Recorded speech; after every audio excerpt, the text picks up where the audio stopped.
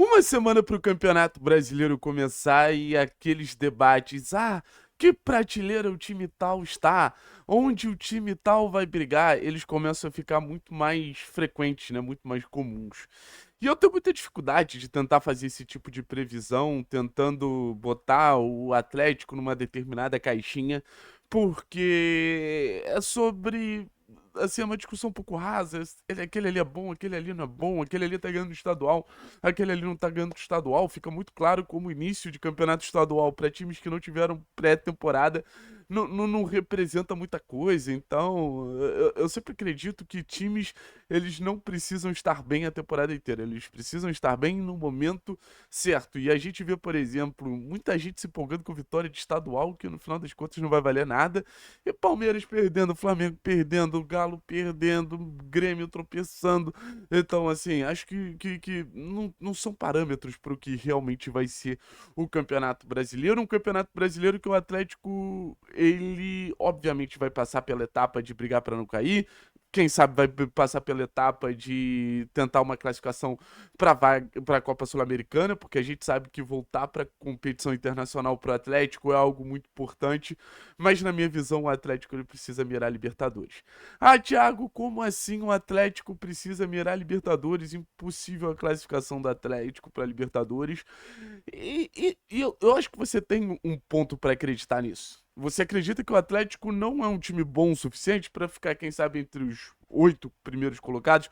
Porque a gente sabe que Copa do Brasil, Copa Sul-Americana e Copa Libertadores podem abrir outras vagas e, naturalmente, times do meio da tabela são beneficiados. Vocês acham que o Atlético está em outra briga?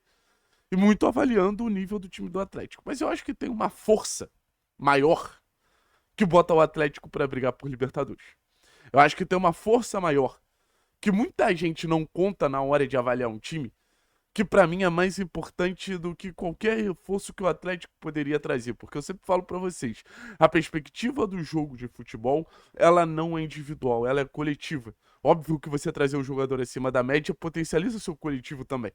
Mas eu acho que a gente tem que ter uma visão mais coletiva do jogo, e essa visão mais coletiva do jogo, na minha visão, ela parte de algo que o torcedor leva muito pouco em consideração e é muito importante na dinâmica do jogo, que se chama identidade.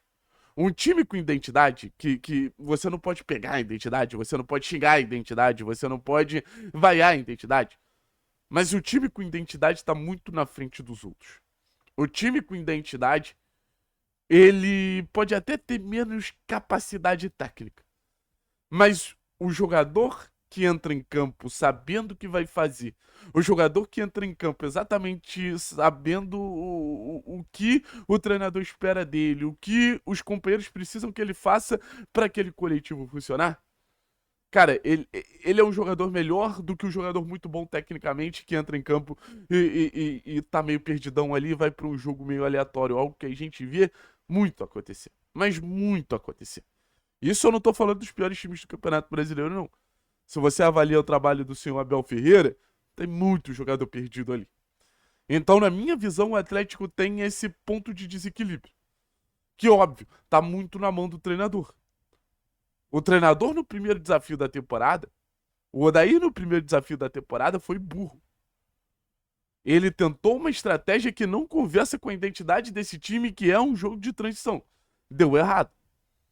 Quanto mais o Odair abraçar a ideia de um time de transição que fez ele subir o Atlético, que fez ele ter moral, que fez ele ganhar o bichinho gordo dele, ele vai estar mais próximo de botar um Atlético a somar pontos. E somando pontos, você vai construindo um castelinho, e somando pontos, uma realidade que não parecia possível, ela começa a se tornar possível. Mas isso a partir do jogo de transição, que é a identidade desse time. E é uma identidade desse time não que eu tirei do nada ou que o Odair tirou do nada. É uma identidade desse time porque, primeiro de tudo, é um jogo mais simples. É um jogo que você precisa de menos mecanismos, o jogo de transição. Segundo, é um jogo que você joga no erro do adversário. Você não se expõe primeiro, ou você se expõe de uma forma diferente. Você se expõe sabendo que o adversário vai te atacar, mas você vai se proteger o melhor possível. Mas você vai ter o espaço mais bem definido para atacar que as costas do adversário. Então o jogo de transição é muito mais claro nesse sentido, muito mais fácil nesse sentido. E você tem as peças ideais para esse jogo de transição. O Atlético, ele tem jogadores pra se defender. Já acho que hoje, se a gente for parar pra pensar dos volantes pra trás, Luiz Gustavo, Portilla, Esquivel, Teran, Arthur Dias, Benavides e Santos, é uma defesa em questão de qualidade qualitativa muito sólida. Então o Atlético acho que tá pronto pra, nos momentos que ele for atacado, conseguir se defender. E aí vai ter a velocidade de Julimar, vai ter a velocidade de Viveiros, vai ter os lançamentos de Zapelli e Portilla, que são ótimos jogadores nesse passe em profundidade. O próprio Luiz Gustavo é um jogador que quebra linhas, então facilita muito esse jogo vertical, o funcionamento do meio campo. Aí você tem o Mendonça, que é muito rápido. Você pode ter o Bruninho, que te dá essa alternativa. Você pode ter o Luiz Fernando, que ataca bem as costas do adversário. Então, pra mim, não importa se o jogador é bom ou ruim. Pra mim, importa o que esse jogador ele vai me entregar dentro da ideia de jogo que eu tenho, dentro dessa identidade, dentro dessa força maior que pode colocar o Atlético numa briga superior do que se imagina. Porque é traiçoeira a ideia de comparar individualmente o elenco do Atlético com os outros elencos. Eu concordo com vocês que talvez aí o elenco do Atlético seja o pior. Se você pegar o Viveiros, talvez o Viveiros não esteja no top 10 atacantes do futebol brasileiro se ele não tiver uma estratégia que conversa com o jogo dele. O Zapelli vai ser o Sonelli se não tiver uma estratégia que conversa com o jogo dele. O Julimar vai ser o Bagrimar se não tiver uma estratégia que conversa com o jogo dele. Mas no final das contas, a gente não pode esperar um raio cair do céu para um brilhareco de um jogador acontecer. A gente precisa armar o time para o Zapelli se sentir mais confortável e poder quebrar linhas e poder ver o jogo de frente e poder acionar Julimar e Viveiros. Que o Julimar faça esse papel de segundo atacante, tanto podendo construir para o Viveiros, quanto podendo entrar em condição de finalizar, ou podendo entrar em condição de buscar uma jogada em profundidade, uma jogada de linha de fundo. Isso tudo conversa para o Julimar ser a melhor versão dele. O Viveiros, pô, se ficar encaixotado entre os zagueiros não vai render, mas se tiver espaço pra correr, pra atacar as costas do adversário, é quase que imparável. O próprio Bruninho. Se você bota o Bruninho como ala, você vai engessar o jogo do garoto. Se você pega o Bruninho e bota ele numa condição de ponta, com um contra um apurado, podendo jogar um pouquinho mais próximo do gol, tendo jogadores ali pra conversar com ele. O Bruninho se destacou muito mais no atletismo em jogadas individuais porque tinha pouca gente pra conversar com ele. Então, no final das contas, identidade é isso.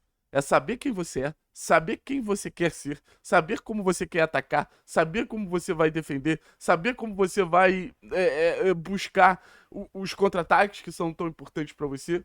É você ter clareza de como você quer jogar. Foi com clareza de como o time iria jogar que o Fortaleza chegou tão longe nas últimas temporadas. Foi com clareza de como iria jogar que o Mirassol fez uma campanha tão especial na última temporada. Foi com clareza de como queria jogar lá em 2016 em um jogo reativo que o Atlético volta para a Libertadores. Foi com clareza de como queria jogar em um jogo reativo que o Atlético é campeão da Copa Sul-Americana de 21, chega na final da Copa do Brasil de 21 e da Libertadores de 22. O jogo reativo ele é longe de ser covarde e pode trazer muitos frutos para o Atlético. Na real, é a única maneira que eu vejo o Atlético podendo sonhar com algo maior. Mas pode sonhar com algo maior, se abraçar a sua identidade. Eu não quero chegar aqui contra o Inter sabendo que o Atlético tomou 2 gols de contra-ataque porque desrespeitou o que vem dando muito certo.